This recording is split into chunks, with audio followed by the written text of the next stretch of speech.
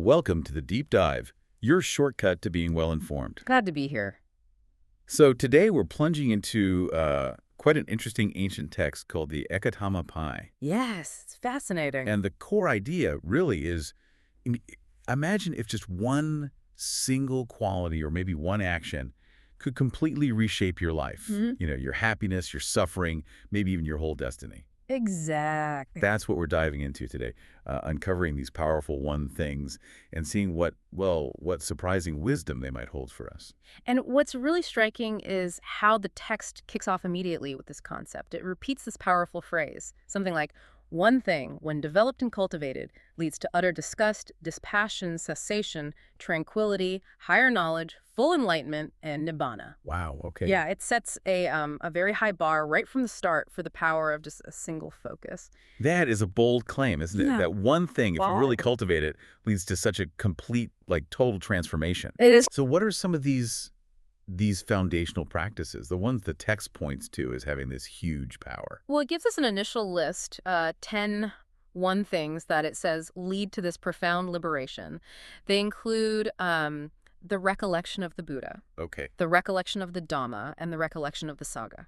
So these are about actively reflecting on the qualities of, the enlightened one, the teachings, and the community practicing them. Right, reflecting on those ideals. Precisely.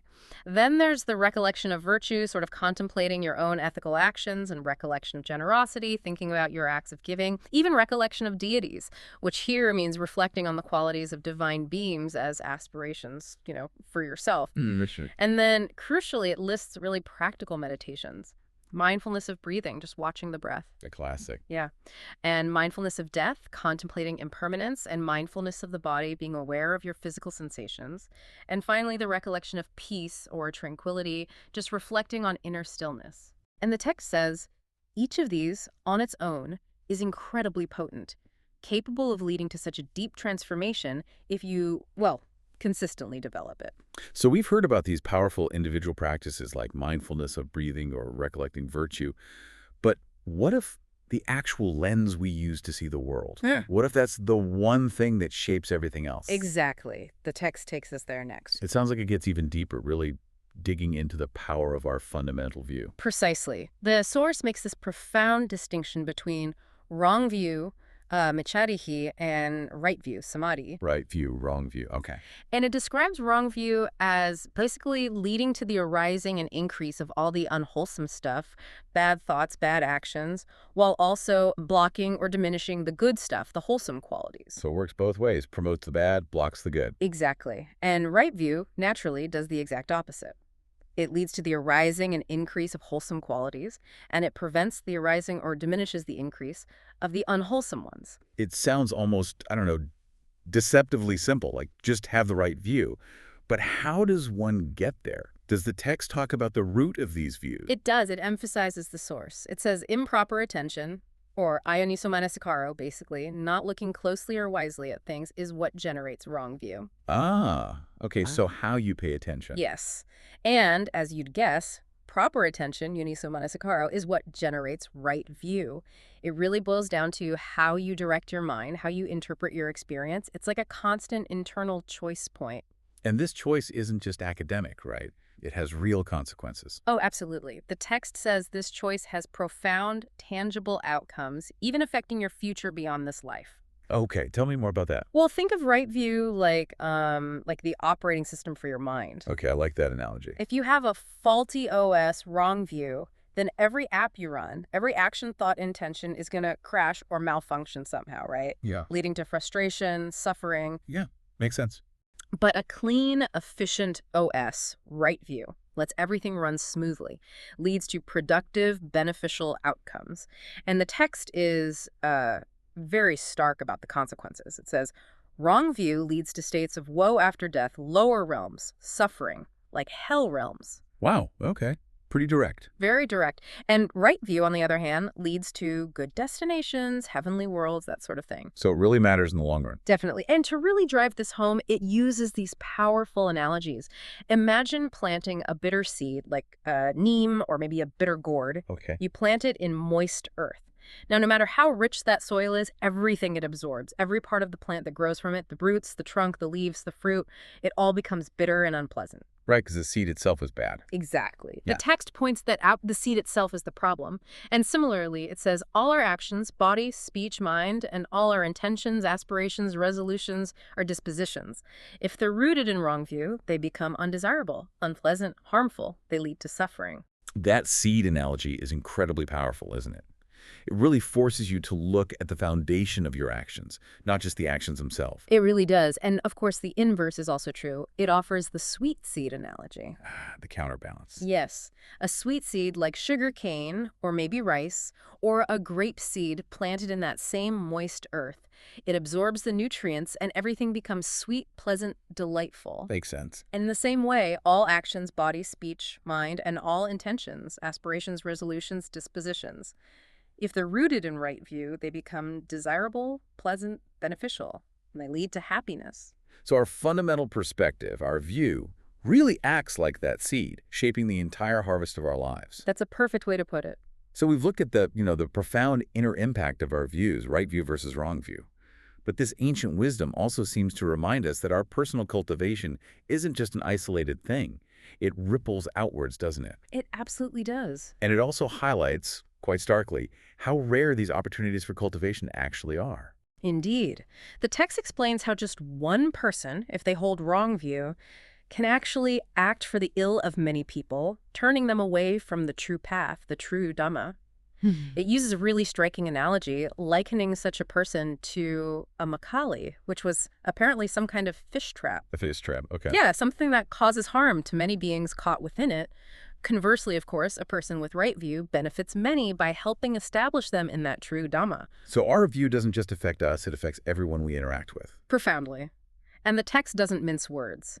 It states directly, wrong view is the greatest fault, period. It sees it as the ultimate error. The greatest fault. Wow.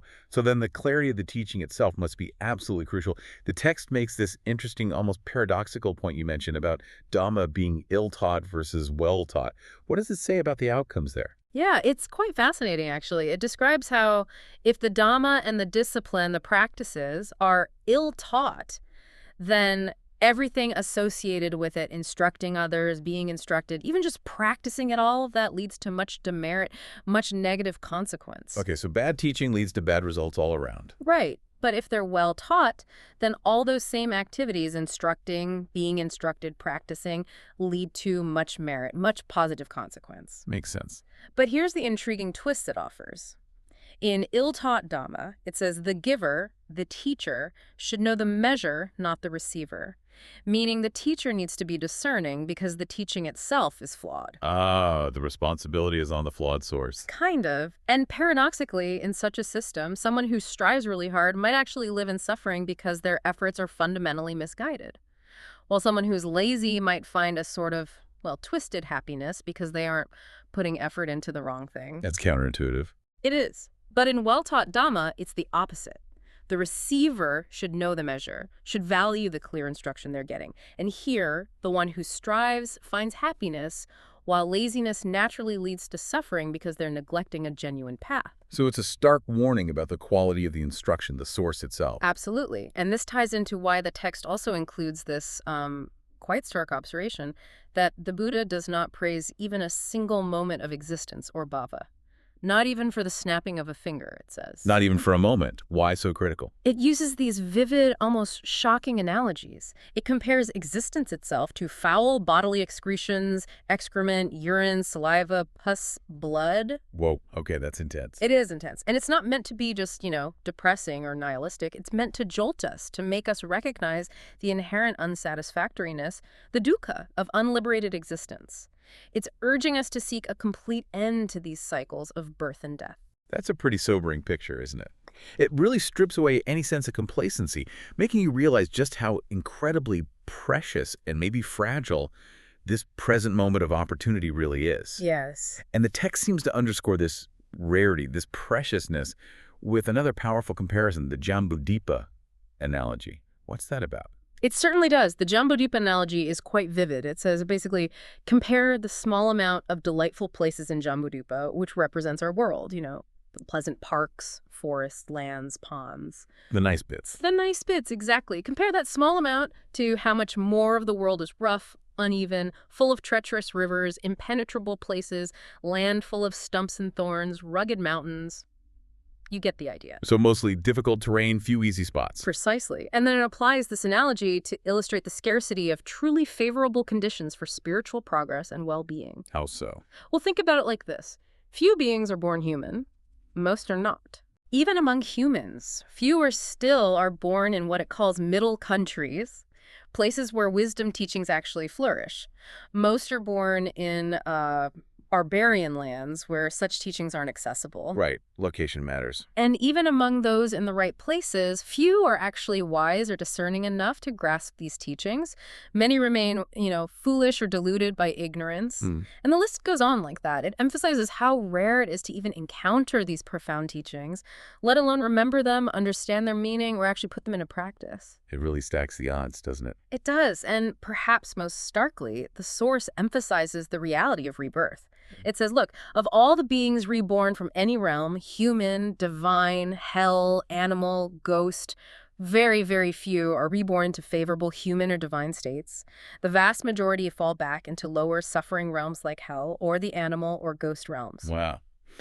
That perspective really does highlight the preciousness of your current human life, doesn't it? Yeah. And this incredible opportunity you have right now to even hear about these teachings, let alone engage with them. Exactly. It makes you realize this chance, this life, this moment to learn and practice is a genuinely rare gift, not to be squandered.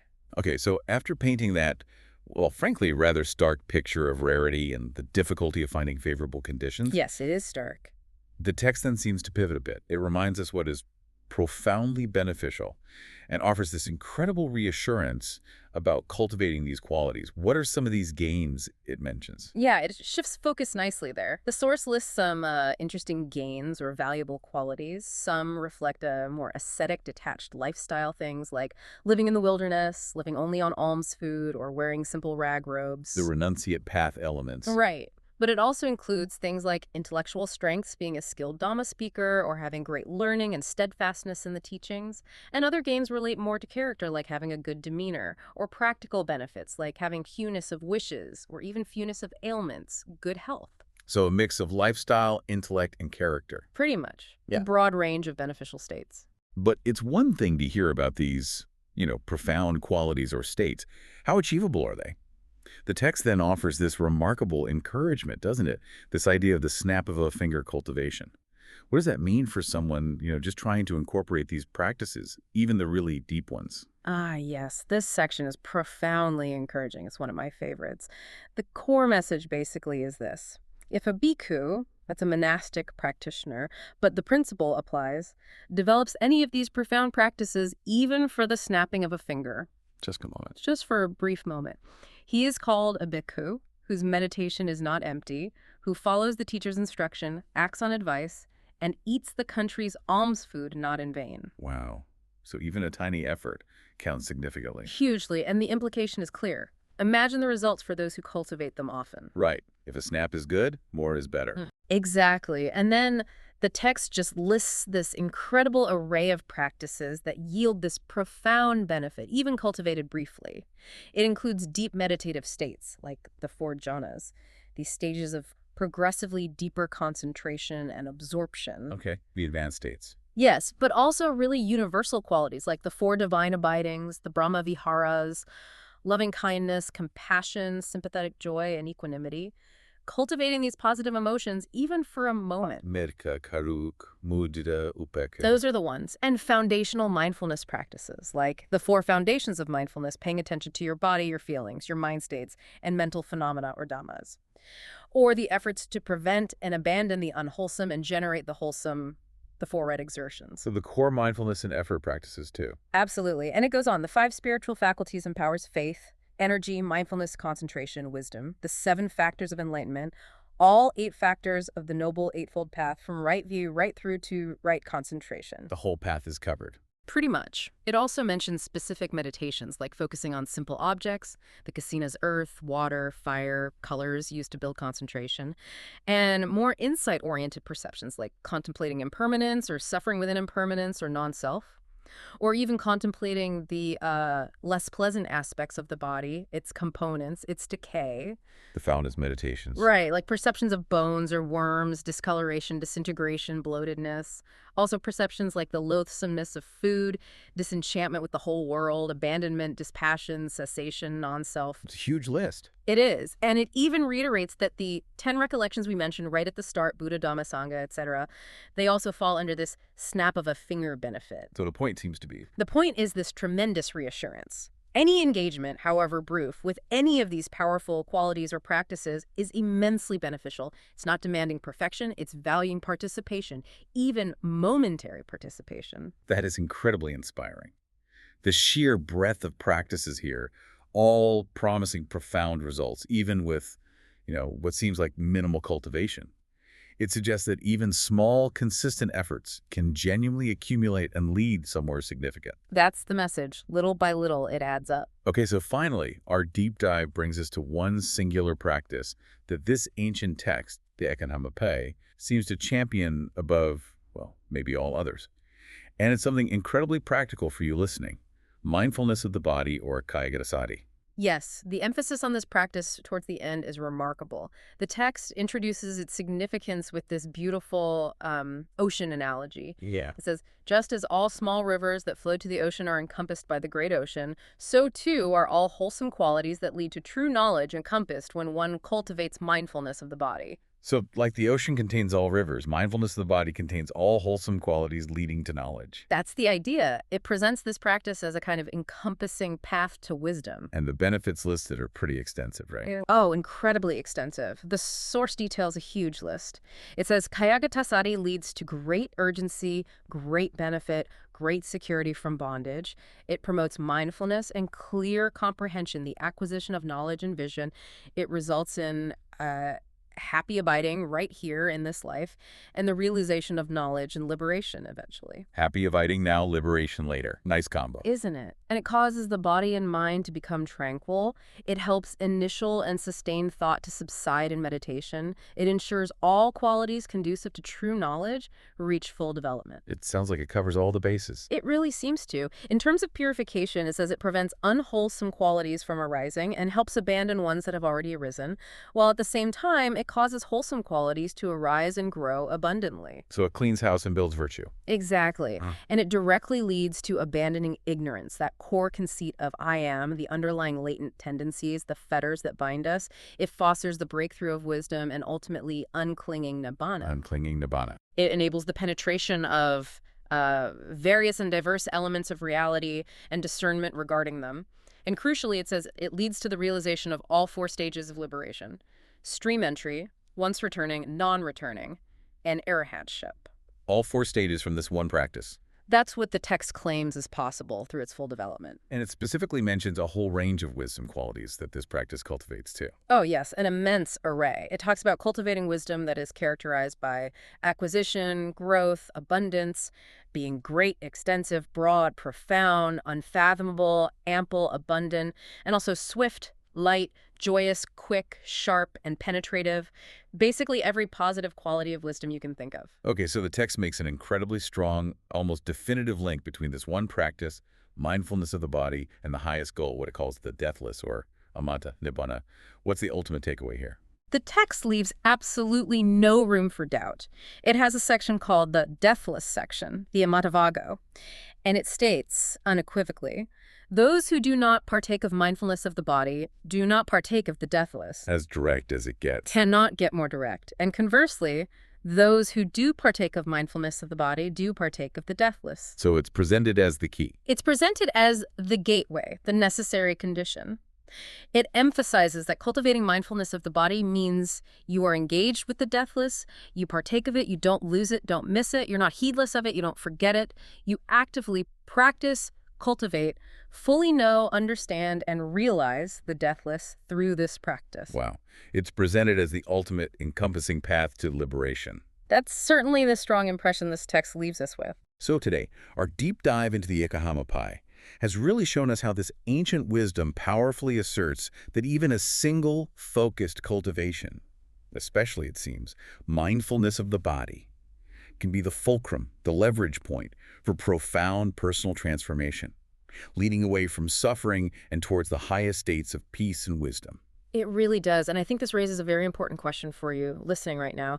Knowing the immense power this text attributes to cultivating just one of these things, even for a brief moment, like that snap of a finger, what single quality or practice might you explore? Something you could begin to cultivate, even briefly, to start reshaping your experience and lead you towards deeper insights and, well, greater well-being. It really is about finding that one lever, isn't it? That one thing that, when focused on, can shift everything else. Something powerful to consider. Thank you for joining us on this deep dive. Thank you.